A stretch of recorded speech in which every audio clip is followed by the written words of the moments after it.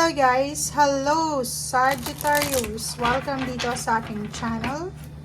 Alamin natin Sagittarius ang message ng bara sa'yo. Weekly tarot reading to guys. So I hope na makuha mo ang energy sa linggong ito. Sagittarius number 10, number 12, 3 and 1. Ang baraha mong ito, itong number 10 na to is parehong-pareho kayo ng Aries. Panoorin mo yung Aries. Ito, sinasabi na may advantage ka daw, Sagittarius, kung yung galaw mo na gagawin, yung galaw natin, yung actions natin sa linggong ito is mabagal lang. Yung hindi tayo nagmamadali. Slowly lang. And wag kang magmadali sa pagdedesisyon, sa actions. Breathe deeply and fully as you consider your options. Huwag kang gagawa ng desisyon na iisa lang. Kailangan mong piliin, hanapin yung options sa pagdedesisyon. Okay? Dito naman sa number 12, 3, replacing what was lost. May oportunidad ka daw sa linggong ito, Sagittarius, na palitan kung ano yung nawala sa'yo dati. May oportunidad ka na makapagsimula, new beginnings.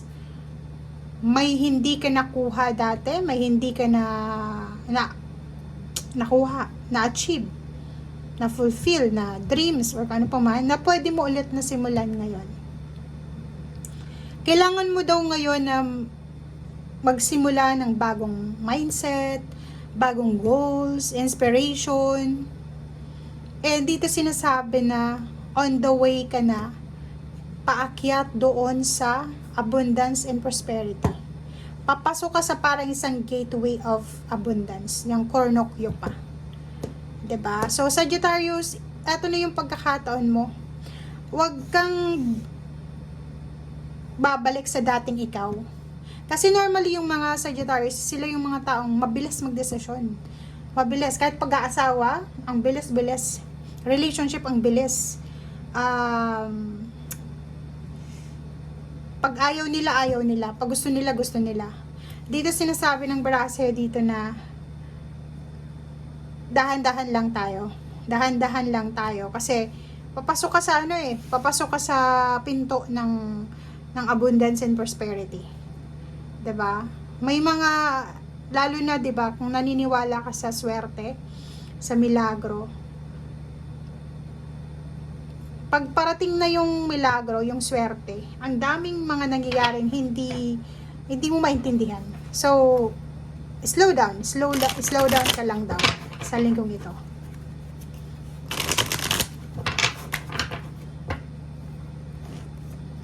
Okay. Diba? Kita mo na to, oh. May balance na parating sa'yo, Sagittarius. Material and spiritual na prosperity. So, ang iwasan mo ngayon is yung sobra kang magmadali. Kasi sa sobrang pagmamadali mo, sa sobrang excitement mo, pwedeng ma-disrupt, pwedeng hindi matuloy kung ano man itong parating na material and spiritual prosperity and abundance. So, kailangan mo sundin itong dalawang to. Slowly but surely i-consider natin yung mga options.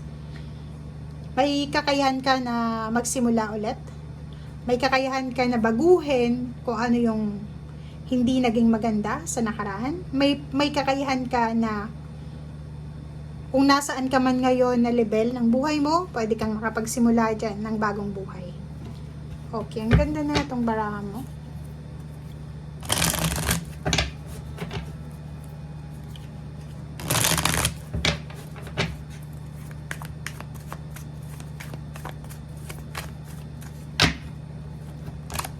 Okay.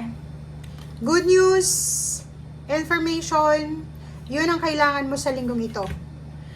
Maging open ka sa lahat ng information.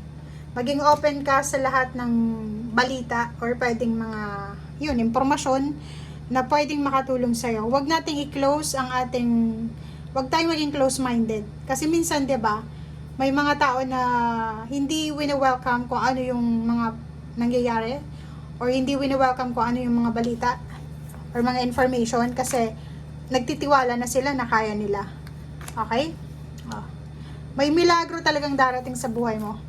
It's a miracle. And lahat ng kakailanganin mo ay posibleng ipoprovide sa'yo ng universe. Okay? So, kung ngayon is financially unstable ka, may problema ka sa pera, hindi stable yung financial mo, sinasabi ng baraha, huwag kang mag-alala kasi parating na. Ito na, abundance is on the horizon. Wish fulfillment sa pera is on the horizon.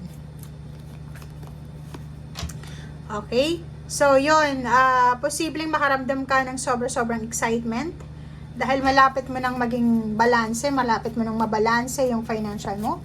Pwedeng malapit ka nang makapag save ng pera, malapit ka nang ma-promote, malapit ka nang makabayad sa utang mo.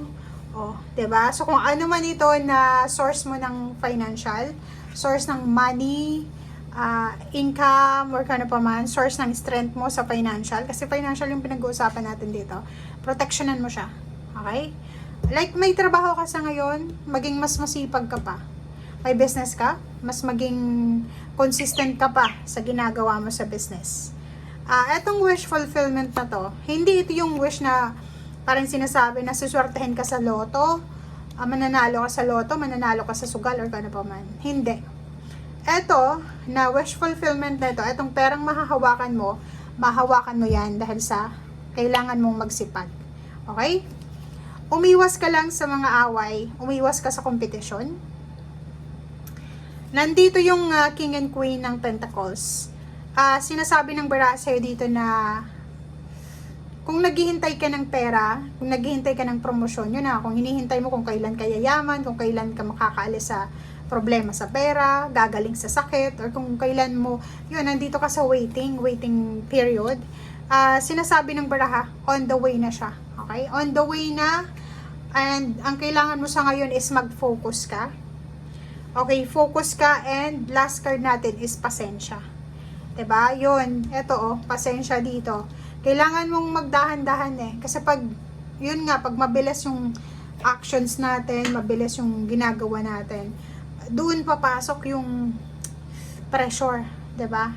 Mape-pressure ka kasi kailangan mabilis ako, kailangan ganito. Etong barahan mo sa Sagittarius last card, sinasabi na yung discarding mo sa linggong ito is dapat mabagal lang. Huwag kang magmadali. Huwag mong i-pressure yung sarili mo, and huwag ka din makikinig sa mga pressure sa'yo ng tao sa paligid mo. Okay? So, thank you for watching, guys. Bye!